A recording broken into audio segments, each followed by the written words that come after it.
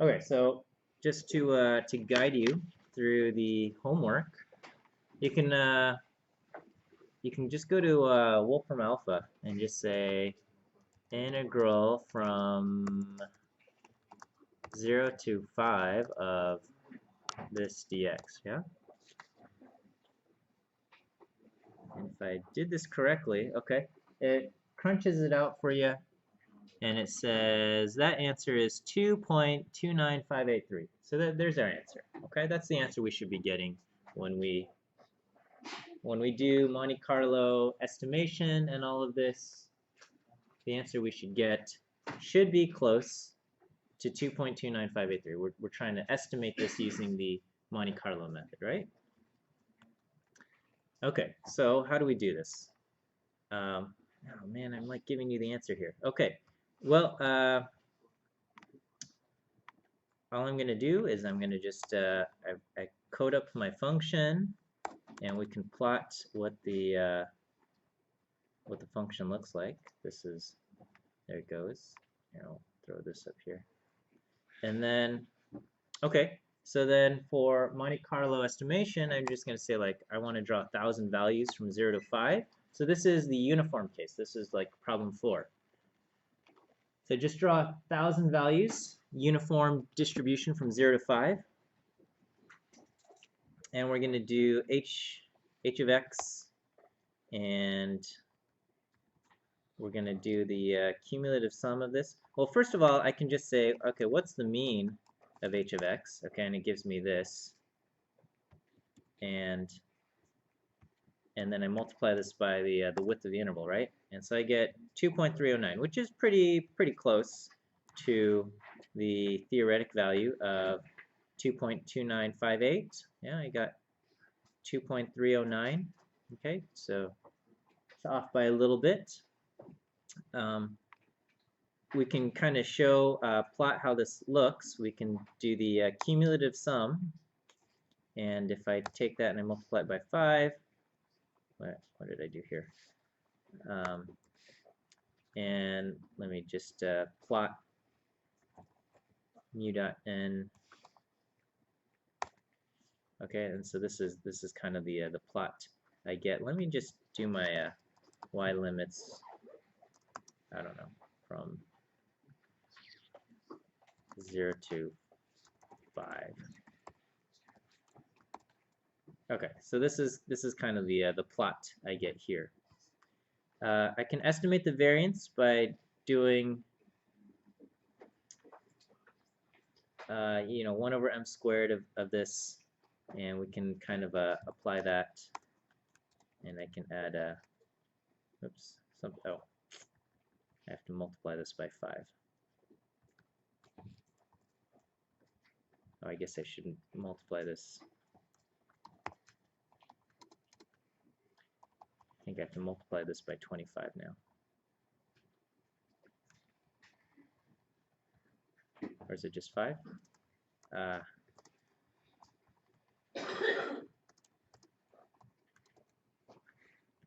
me redo this.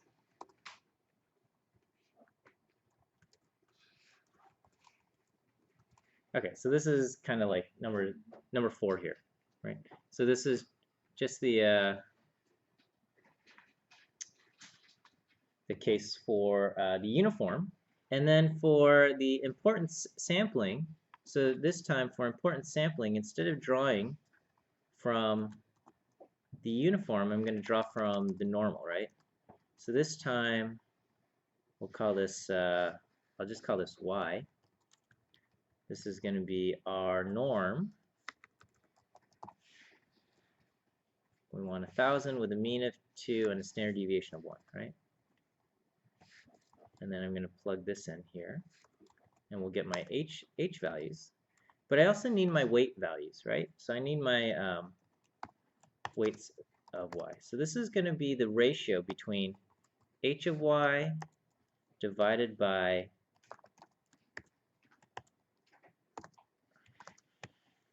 the density at that point, okay? But there's also another case, right? So when we look at when we look at the plot, let me see if I have.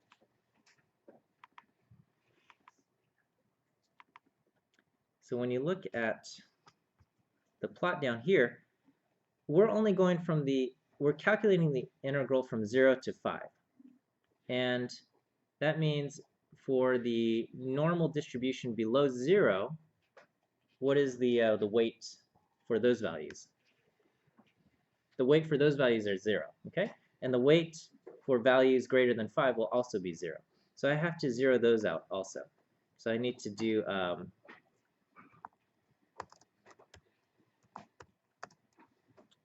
if wy for y is less than or equal to 0, so these are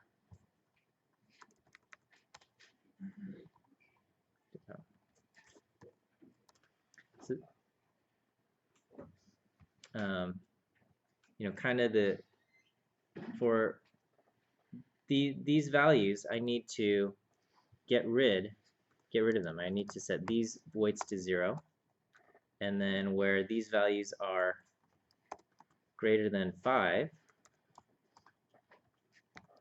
I also need to set those to 0. Okay, and then so now my h bar will be the product of h dot y times w dot y.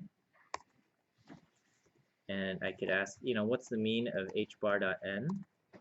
No, that something's not quite right there. Let me just check.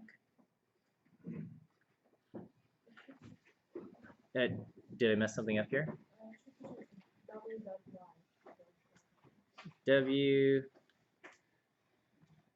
just w dot y? Yeah, because in the first example, if you consider PDF of uniform, it's 1 over 5, so this can multiply by 5 the same method, but Oh, okay. Yes. So okay, we'll do this. We calculate the value and then do this. Let me see.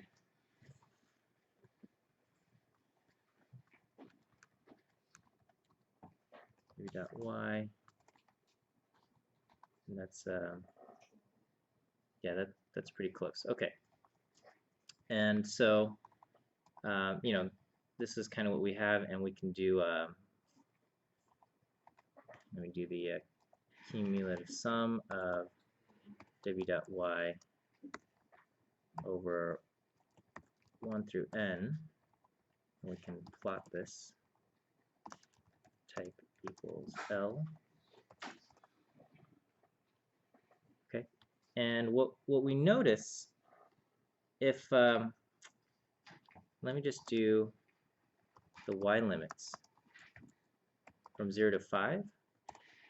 Okay, we notice that the amount of variation, if I put it on the same plot as the other one,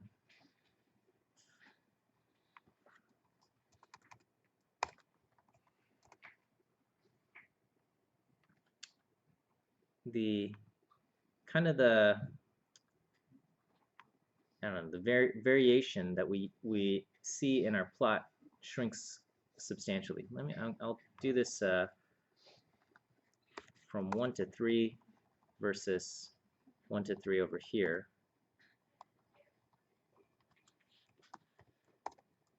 Okay. So we see, you know, there's a lot more jiggle or wiggle in the estimate of our integral when we're using the uniform distribution as kind of our proposal, and when we're using the normal distribution as our proposal, we get something with a lot less variance here. Okay, and that's kind of what we're going for here. So anyway, that's you'll have to figure out the part for the variance in your numbers 4 and 5, but that's what we're looking at here. Okay, so I think we're gonna start our our next section in Monte Carlo methods, and we're gonna have to talk about Markov chains. So this is our next.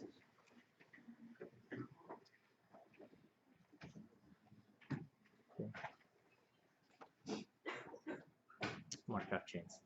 And the idea behind a Markov chain is that you have different states, okay?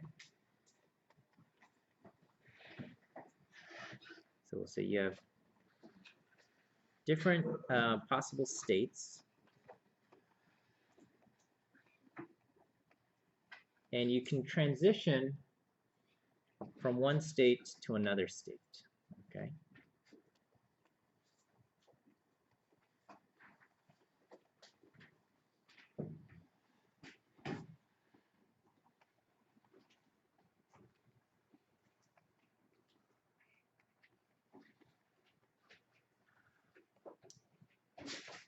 And we have, depending on your current state, you'll have basically some transition probabilities.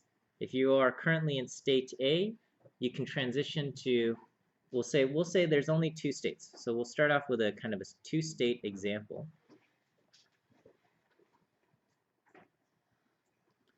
And we have state A and we have state B.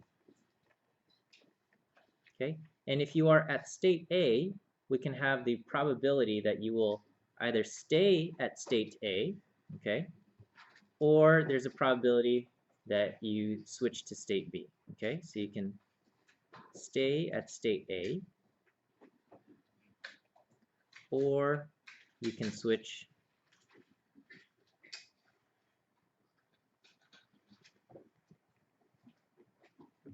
to state B, okay? And the same with state B, okay? You can stay at state B,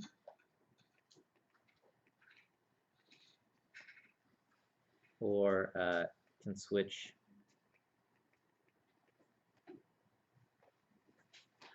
to state A.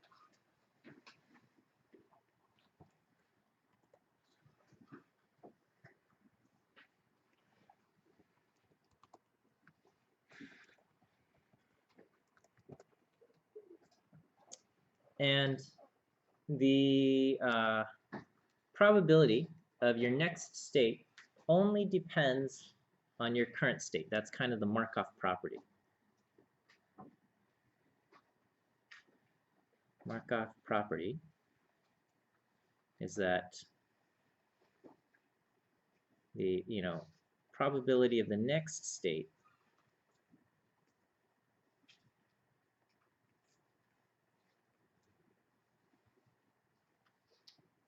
depends only on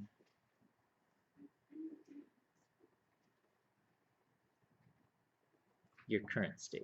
Okay, there's we might call this a memorylessness. Memoryless. So we don't remember what are the last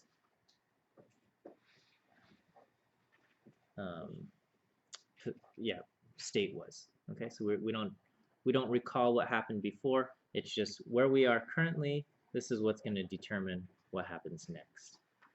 Okay, and so we often draw these little transition like kind of these state diagrams and like a transition matrix.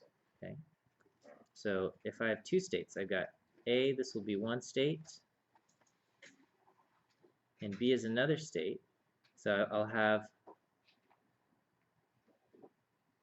if I'm at A, I can return to A, or I can go to B, and if I'm at B, I can go back to B, or I can go to A. So this is kind of the diagram that we have, and what we will say is this is kind of my transition matrix representing So I've got A and B and A and B, and this is kind of my current, and this will be my next state. Okay? So I can say, you know, if I'm at A, I could say I have a,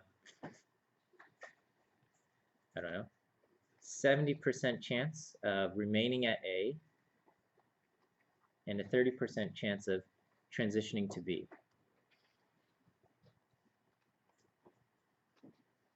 Okay, and then if I'm at B, I can say I have a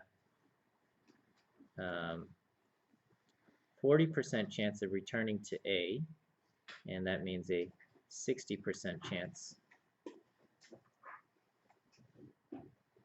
of remaining at state B. Okay. And we could generate kind of a sequence of events. So I can just start off with A, and then I can kind of flip a coin, and I could say, okay, well, what's the next thing that will happen? Maybe the next thing that happens is I get A, and then maybe I get A again, and then I get B, okay? And then when I'm at B, I might stay at B, and then I might switch back to A, you know, something, okay? We're going to get some kind of sequence of events that, and what happens next in the sequence just depends on my current state here, okay? Whether I'm at A or B, and kind of this transition matrix, okay? So this is known as my transition matrix.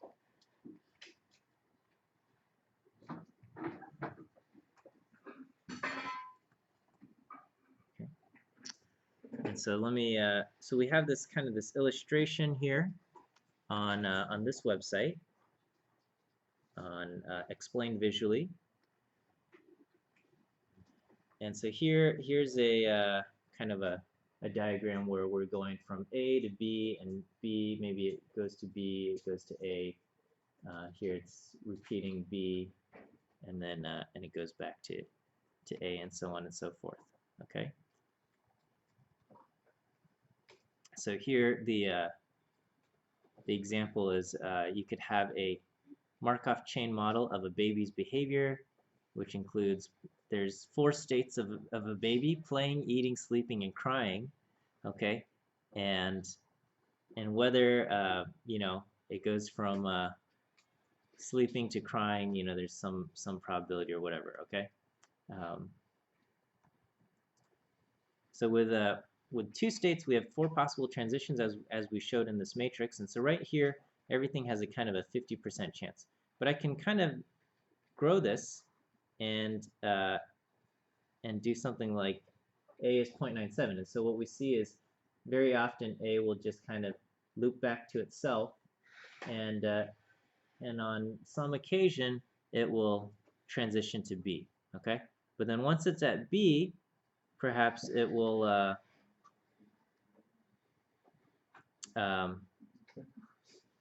you know, it'll get kicked back to A, or you know, it's okay, and then you know, now it keeps getting kicked back. All right, and so here's this you know, this is what we have. Okay, and obviously we can change how often things switch back and forth. Okay, and so this so you know, it says one of the real life things that could work is something like the weather. Okay, and here basically, if today is sunny, you've got a greater chance that tomorrow is sunny. Okay, and if today is rainy, you've got a greater chance that tomorrow is rainy. Okay, and then yeah, you could transition from rainy to sunny or from sunny to rainy. But you know, you could live in a place where half the time it rains and half the time it's sunny, but this sequence of events down here is quite unlikely. It's quite unlikely to just go sunny, rainy, sunny, rainy, sunny, sunny, rainy, rainy, or something like that. And it's more likely to have kind of this quote-unquote stickiness where if you're currently experiencing rain, you're more likely to experience rain in the future. And then if you're currently experiencing sunny weather, you're more likely to experience sunny weather in the future. Okay, and so So in this case, this quote stickiness property is modeled by having the probability of remaining in the current state to be quite high. Okay, so here I'm giving from A to A probability of 0.81 and from B to B a probability of 0.8, and therefore you're getting something like this. Okay, where you keep seeing state B, and over here you keep seeing state A, and here it's stuck there. Okay. Okay, and then here's just this. You can model more than 2 states. As long as each row adds up to 1, then that's fine. Okay, so here it is with 3 states, and you can have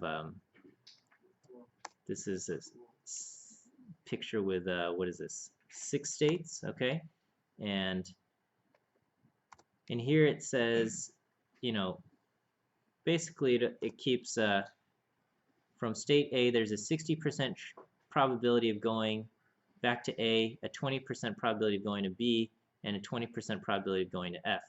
And we don't have any links from A to C or E or D. Okay, but I could change this. I could put 0.1 here and 0.1 and 0.1 and 0.1. Whoops.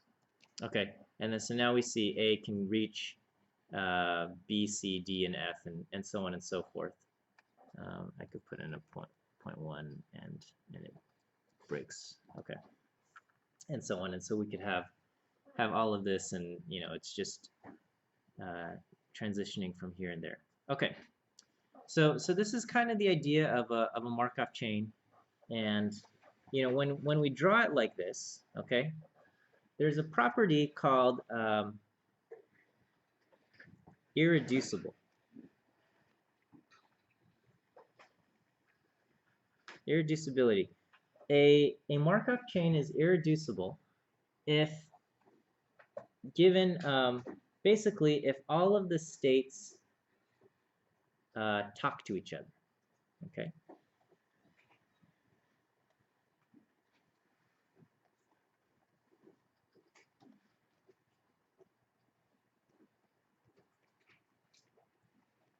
If you can reach any of the other states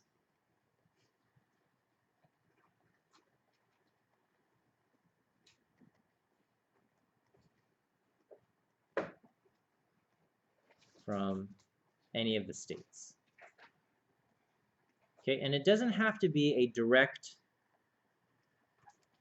connection. Okay, like there might not be, you might not be able to get from B to D directly in this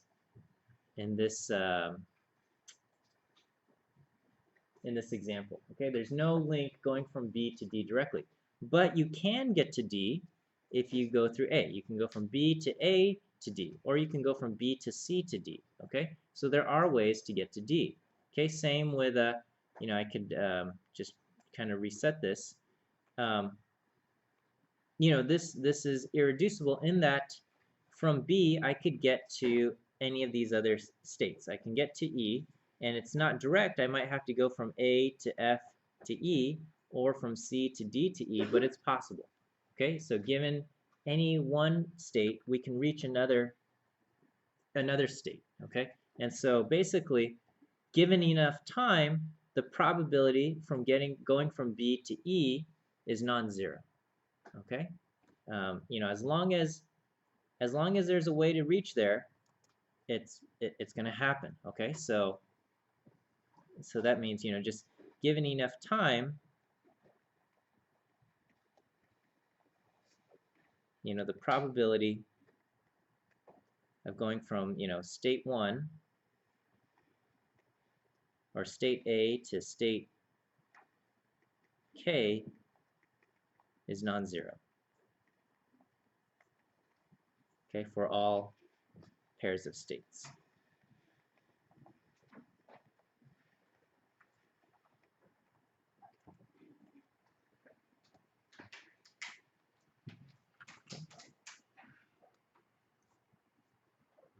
So that's what we have. There's also this idea of a stationary distribution. Okay, what is the stationary distribution? So, given a particular transition matrix, there's the idea of a stationary distribution.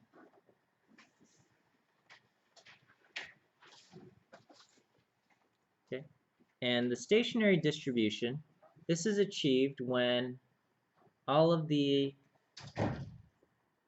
when you apply the transition matrix. Okay, so let's say we have our transition matrix is P.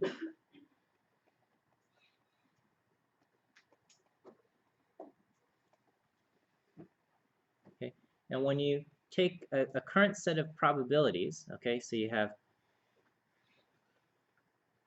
your current kind of proportions,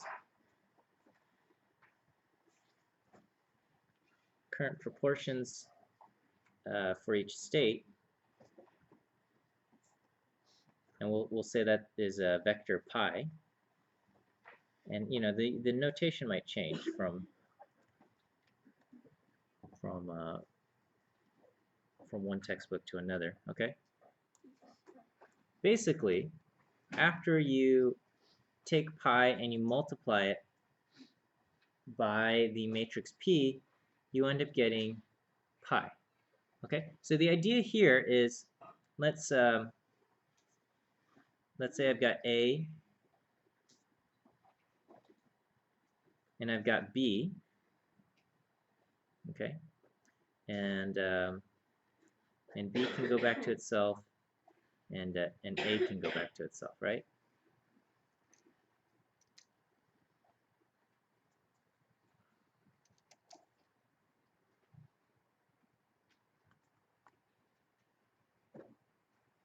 All right, so here's kind of the idea.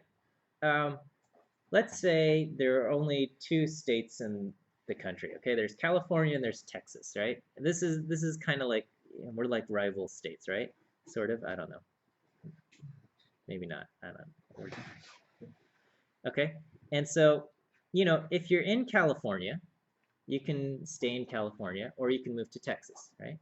And if you're in Texas, you can stay in Texas, or you can move to California, right? Like that people talk about, how companies from California are moving to Texas, and then people from, companies in Texas might move to California, or whatever. Okay, so the given a certain transition matrix, okay, there might reach a point of equilibrium where, let's say, if you're in California, there's a 80% probability that you stay here and a 20% probability you move to Texas.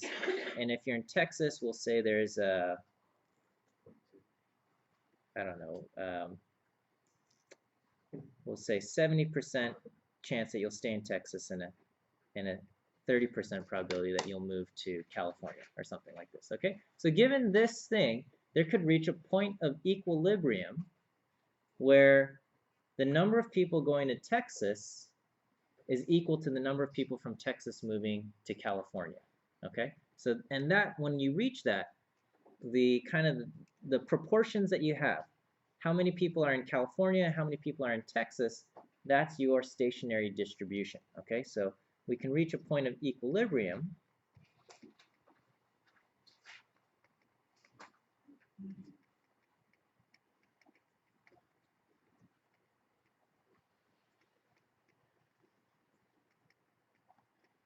where the number of people moving from California to Texas is equal to the number of people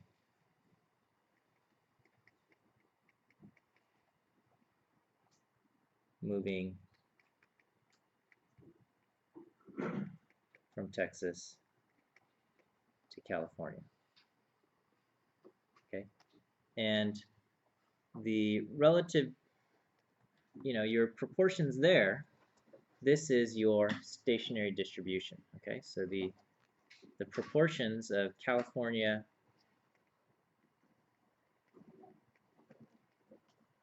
and Texas, or the proportions for state A and state B,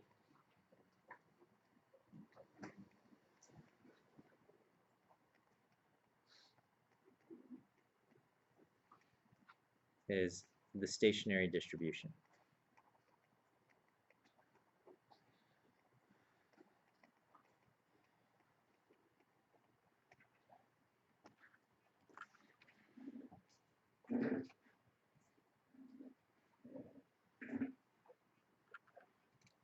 Okay, so if we have this, then what would the stationary distribution of this? Yeah. What do you mean by proportion? Well, Out of what? yeah. So basically, if we say we have,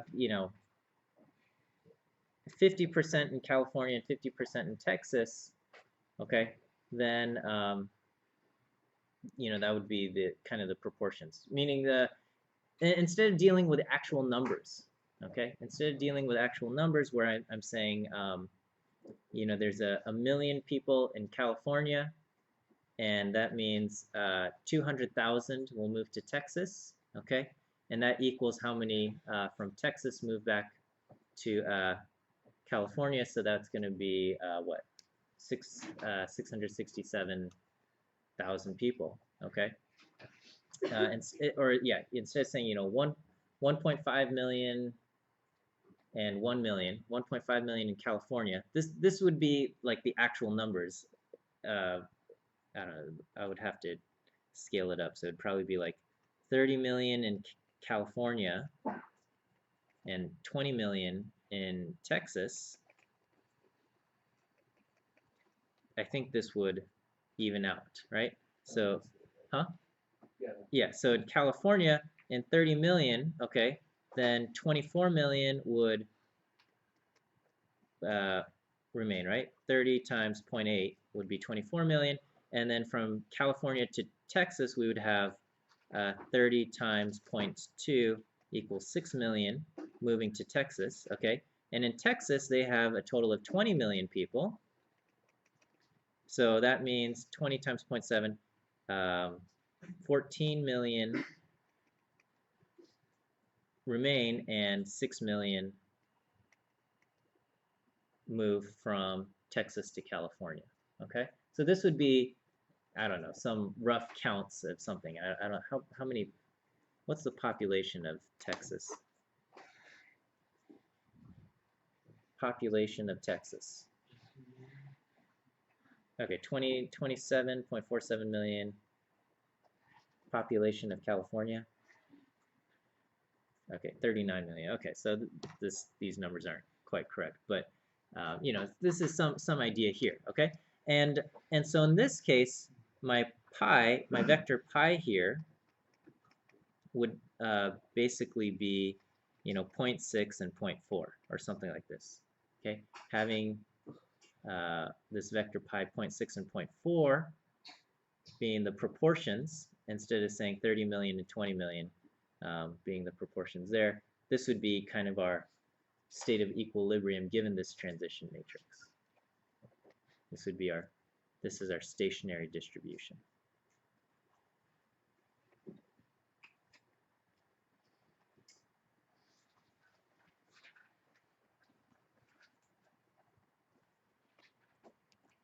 Okay, so if this is our stationary distribution, how can I get the stationary distribution from given a transition matrix? I'm sorry. If you multiply matrices many times. Yeah. If you continue to multiply the matrices many times, if you keep applying the transition matrix, eventually it will converge to the stationary distribution. That's absolutely correct. Okay. And the other way we can get there is this is kind of like the definition of an eigenvector, right? Eigenvector and eigenvalues, yeah. So basically, with an eigenvector, you have a matrix, and the eigenvectors of the matrix are such that when you multiply the vector times the matrix, you get a constant multiple of the vector itself. Okay, and in this case, we would want our constant vector to be 1. Okay, but so I can just say I've got some matrix where the values are 0.8, 0.3, 0.2, 0.7.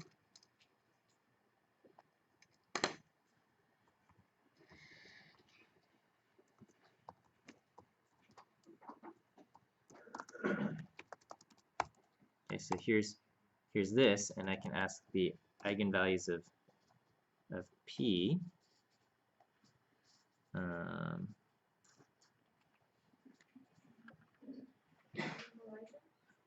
Yeah, I have to normalize this, and so how do I do this?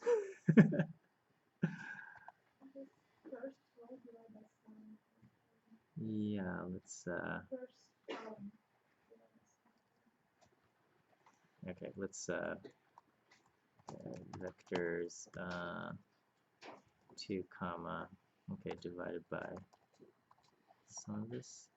Is this gonna work? I don't know if this is gonna work. Ooh.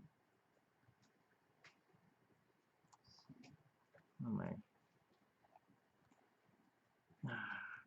Okay, of course. I don't know what I'm doing wrong here. But the eigenvectors, yeah, we should be able to get our stationary distribution from the eigenvectors here. I want to, let me pull back to kind of the idea of constantly multiplying by the matrix itself, okay?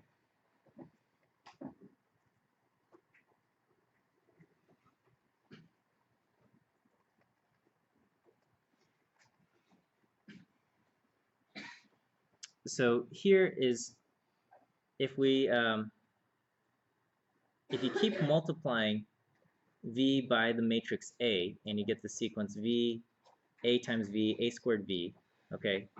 The eigenspace will attract that sequence to until you end up along this vector, okay? So that if your original vector is somewhere along here, you know, constantly multiplying by such a thing ends up getting you in that direction of the eigenvector. So given some matrix A times the vector, and if you just keep multiplying by the transition matrix over and over and over again, the resulting space that we end up seeing will approaches the resulting stationary distribution. Okay, and that's the kind of the big idea. So here's here's the actual example that we're talking about. Steady states here.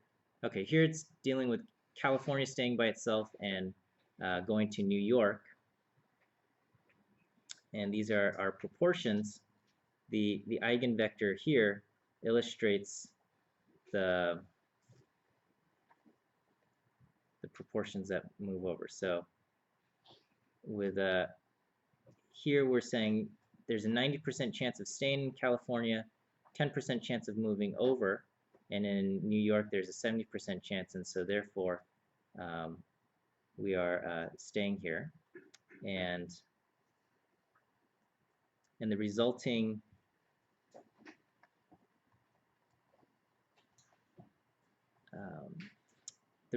vector, so we can start off with kind of different starting points here. So here this ends up not being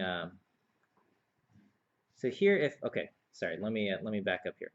So here I'm starting off where California is much smaller than New York here, okay? But we're going to keep saying that in California 90% are going to remain, whereas in New York only 70% remain, okay?